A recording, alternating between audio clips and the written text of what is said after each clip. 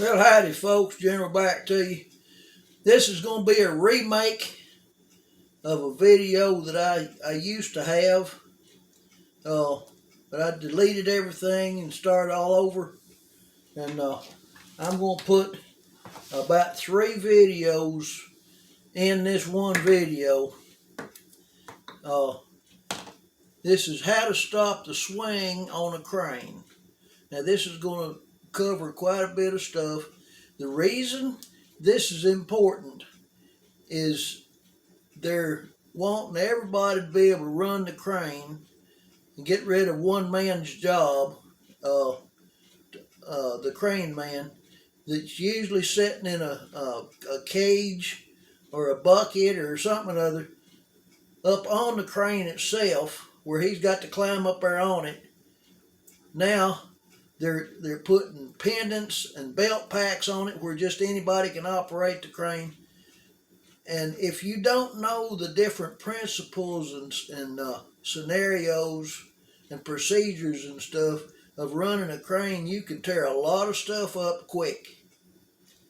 It's a real bad idea to take the experienced man out of the bucket, or out of the cage. But that's what the companies are doing. So I'm putting this video out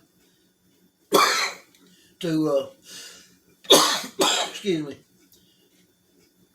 to put some information in everybody's head. Hopefully the boss will play this and require everybody that's going to run the crane to watch this video at least once. This will put in your head what you need to know, just as a basic thing. All right. Number 1, know where everybody's at. That's a have to case. Know where everybody in the building that you're working at is at. Tell them that when you hit the buzzer or the alarm, whatever you've got on your crane that makes a racket, or if it doesn't have, get one put on it. But up to that point in time, holler or whistle or something. Let everybody know that you're going to be coming through the building with a load. And when they hear that racket or that horn or buzzer, whatever it is, are you hollering for them to scatter, because you don't want to come over them with a load. And never get under a load. That'll kill you. Murphy's Law, the number 1 law of Murphy's Law states, if it can go wrong, it will at the worst possible time. Never get under a load. Get it next to it, that's fine, but never under a load. And don't ever stick your finger in a hole to line it up, because if it shifts, you done lost your finger. Anyway, getting back to the thing here, make a long story endless. Once you know where everybody's at, you figure out who all's going to be on the lift. You figure out which one of them is going to be the lead person. You watch the lead person for hand signals. They're also going to be telling you stuff from their mouth, and you're listening to both of them. If you hear one of them say, "Whoa, you stop," even if the lead person hadn't said anything. And if you got somebody walking through that hollers, "Whoa," have him removed. You just go to the supervisor and say, "Hey, we got such and such walking through here that's messing with our move. Have him removed." I mean, people will do it to you. You take a whole daggone day trying to move and somebody's running their mouth on it. I hate to say that, but it's the truth. Horseplay never stops. Anyway, the length of your building, your bridge runs on that. So your bridge takes care of the length of the building. Your trolley runs across on the bridge, and then your hook, I'm calling this my hook, runs up and down. A lot of times you'll have two hooks, well, a big hook and a little hook. Big hook naturally takes care of the extremely heavy stuff, and then most of your lifts are going to be with your little hook. It'll probably do up to 5 or 6 tons, 7 tons maybe. The one I was on was a Shepherd Niles 30-ton crane, and we picked up parts of locomotives and engines and all kind of stuff with it. But and I've got about 40 years of experience, so I'm just going to put a little bit into this thing here. All right. Right there, straight down, is where gravity is pulling your hook, your load. That's called plumb. All right. If it swings, the pendulum effect is going to bring it over here, and it's going to get up a bunch of stored energy going over here. Well, gravity's going to pull it back to here, but it's going to pass your plumb point, and come back over here. And it's going to be doing this. Well, in order to realize how a swing lives, it has to have momentum built up to pass go, not collect $200. It's going to come on over here, and it's going to keep on. Well, when you need to time your crane, every crane's different. Even if it's made by the same people, every crane is different. If you hit your button to go to the left, some of them will go to the left right then. Some of them waits a second before it moves. Some of them waits a couple of seconds before it moves. And sometimes you got to hit it twice to get it to do anything. They're all different. Okay? So you check yours. Hit your button, go that way. Now, if there's somebody working over there, find out which direction you can go that nobody's there. Because you never want to go toward where somebody's working. Okay, that's a no-brainer. You never go toward where somebody's working. All right. Hit your button to go to your left or to east or whatever it is, and count just in your mind how long it takes before the contactors pick up and the crane starts moving. Okay? All right. Now,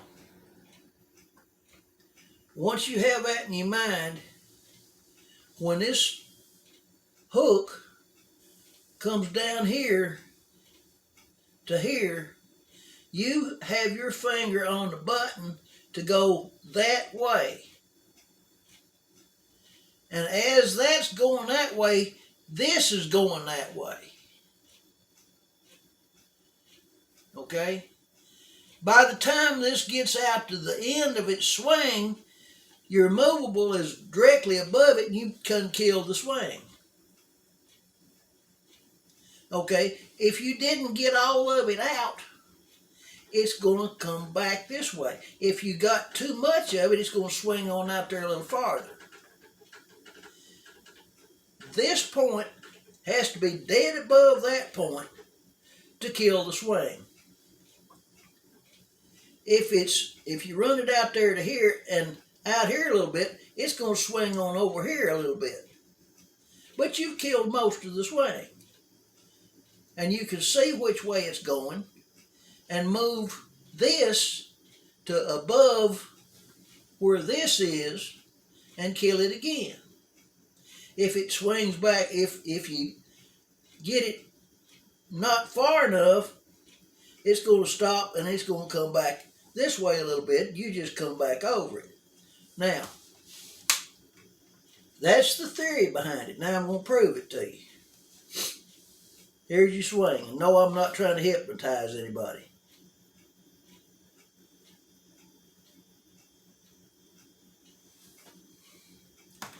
Let me see if I can back up a little bit more and give you that.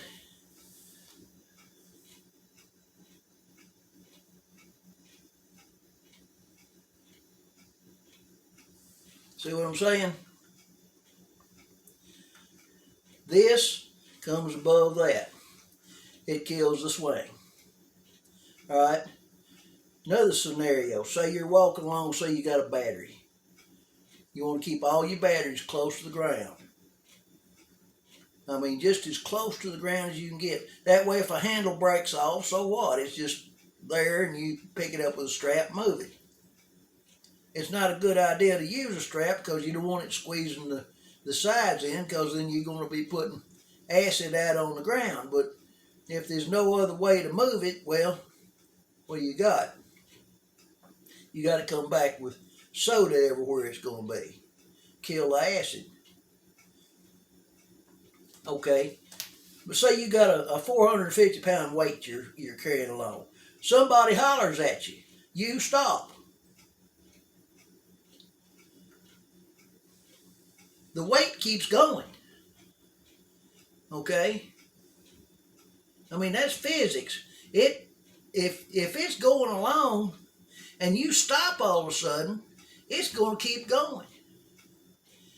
And as soon as it gets out there to the apex and it stops, when it starts back this way, it's the complete weight of that thing running about 10 miles an hour. And if it hits somebody, they're going to get broke legs or dead. You got to know up here what to do. Somebody hollers at you, your load keeps going, take this that way, the direction it's going, about 2 foot, and stop.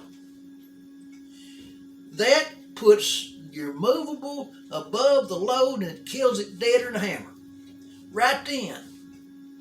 Before it has a chance to come back this way and break somebody's legs. Okay? Here's another scenario. When you hook up a crane, you might have a chain, say, a set of chains that got drag hooks on them. And the folks that hooks it up are supposed to hook it up where when you pick it picks up level. So you hook it up and then you take up the slack up here, you know. But occasionally it gets up and under something. Or somebody's cut a motor and one wire's still hanging there. I mean, it's cut, but it's over a bolt, a mountain bolt or something, and it catches it, and it's sitting up here doing this. Well, the people that are up there that just hooked that load up, they're in peril. You got to know what to do now, right now. Okay? So here's what you do. That thing sitting up there doing a jitterbug, look around and see if there's a platform or a roof somewhere or something that is, it's solid, that you can get that thing to and over and bring it down where it's just sitting there, tap, tap, tap, tap, tap, tap. See, it's sitting here doing this stuff. Let it come down there where it's just barely tapping, not beating, just barely tap, tap, tap, tap, tap, tap, tap. Well, it's tapping, it's taking part of the jitterbug out every time it taps. So the tap, tap, tap will turn down to tap, tap, tap. Well, as it does that, come down just a little bit. Just a little tiny bit, just a little tap. And it'll come down there, tap, tap, tap, tap, tap. And then it'll slide. And then you can pick it up and go take it wherever. Just by knowing that, you have taken care of a real bad something that could happen. It could kill those two people. Or that one person that's hooked it up. Or it could come loose, or it could, all of that vibration could make one of the hooks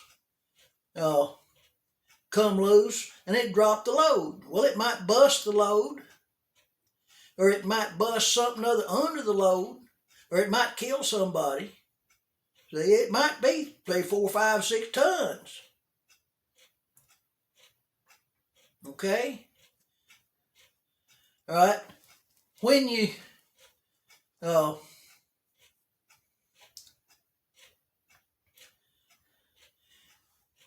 when you've got a set of controls in your hands, you pay complete attention to what you're doing at all times. No horseplay, no looking around. You keep your eyeballs peeled directly at the area where your load is. But your peripheral vision, you need to know whether somebody's fixing to hit you with a forklift, that they're clowning around or something. You need to be watching that. Another thing needs to happen before any movements are done. If you're going to be walking around up there in the area where the lift is going to be, and you're going to be on a platform or on ground, you need to make sure that the floor area is clear of clutter, because your eyes are going to be up here on the load and on the people that are doing that, and you don't need to be worrying about whether your feet are going to be tangled up in a come along that's laying there in the floor, and chains and straps and parts and stuff laying all. Get all that stuff moved out of the way ahead of time before the move. Here's something else. A lot of times somebody will have a load that they can't get the crane to. It'll be up in a room or something, or in a box, or under something, and they want you to bring the crane down where they can take it back up and under something and hook it up. Don't do that. Get you a strap, hook it to whatever it is, run the strap around a pulley, come straight up with your hooks, and let the strap pull it out. Because if you run that crane and all those cables coming down, they'll walk over one another and they'll kink one another, and every kink is a weak spot. And it might break. And those cables are long. And you are jeopardizing the safety of the next guy that uses that crane, even if it's on down the line.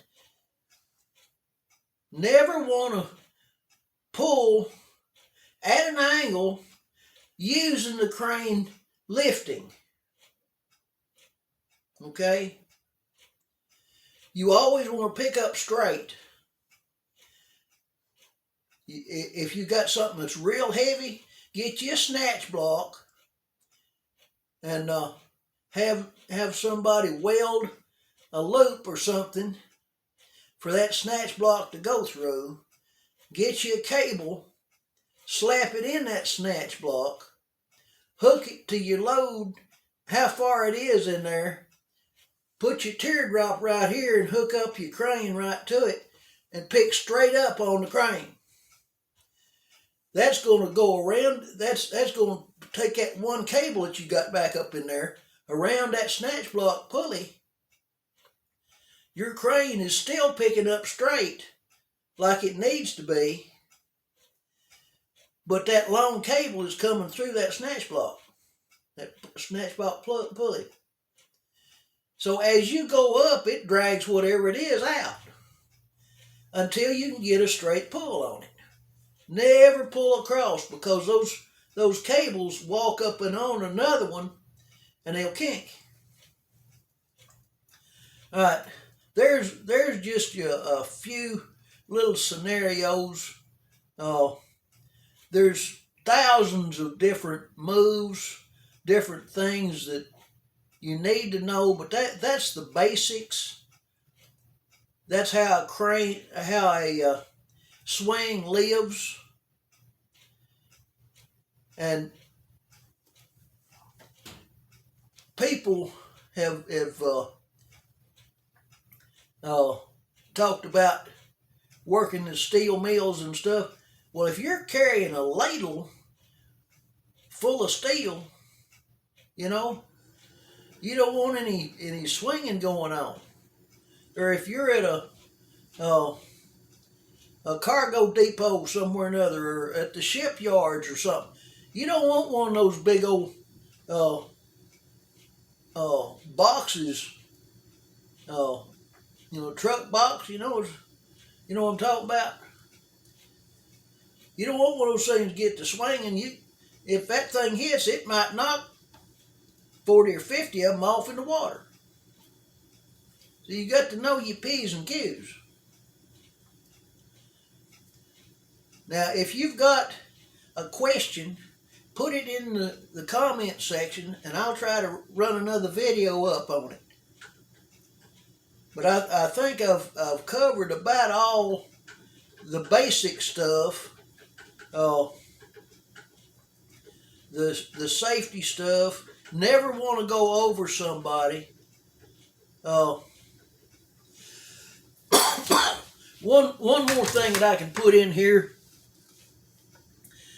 Thinking about that, you got somebody working over here, somebody working over here. Well, nobody's over here, and you've got a swing going. Okay,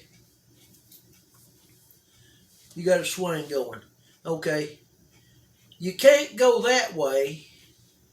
See, and that swing is going this way and that way, anti-goggling. Whichever one's the worst, you take care of. Well, this one right here is worse, so I'm going over here. See how easy that is? Now, if you're running a rig that's like a jib crane, and you're in a bucket back here at the back of it, and you've got the arm out here, you've got to make sure that you're not whipping that thing around, because if you run around there right quick, you've got a crane, you've